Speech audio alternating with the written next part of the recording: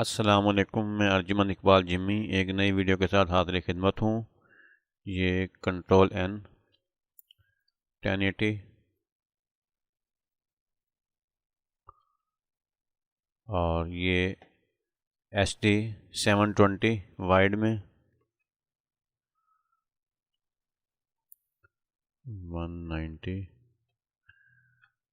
जब हम 720x576 video को 1080 पर लेकर जाएंगे तो उसमें उसका रिजल्ट मध्यम हो जाएगा। तो इसको प्रीमियर में ब्लर एंड शार्पिन, इसकी शार्पिन और अनशार्प, शार्पिन 20 और अनशार्प 100 और रेडियूस 3.0। अब इसमें आप नोट करें, इसमें ग्रेन बन गया है, तो ये ग्रेन नहीं बनना चाहिए। अब मैं आपको प्रीमियर की प्लगइन बताने वाला हूँ, डिजिटल अनार्ची। जो पिछले वर्जन है उसमें सिर्फ ब्यूटी बक्स की मौजूद होती थी, जो सिर्फ चेहरे को सॉफ्ट करने के लिए होती थी। लेकिन अब जो डिजिटल अनार्ची का नया वर्जन आया है वो ये डिजिटल अनार्ची बंडल 2023.9 X64 और ये आपको नेट से मिल जाएगा। इसे सिर्फ जस्ट आपने इंस्टॉल करना है और ये इसकी की है सैमुराई। ये इस पर लोड करें, ये सिर्फ की लोड करने से बहुत फ़र्क पड़ जाएगा।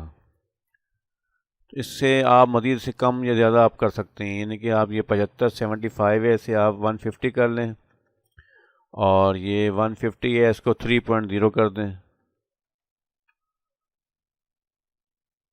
तो आप रिज़ल्ट देखें, इसमें ग्रेन नहीं है। ये शार्प और अनशार्प की यूज़ हुई है और ये डिजिटल अनार्ची में सैमुराई यूज़ हुई है। फ़र्क आपके सामने है, ये फ़र्क आप ख़ुद महसूस कर सकते हैं।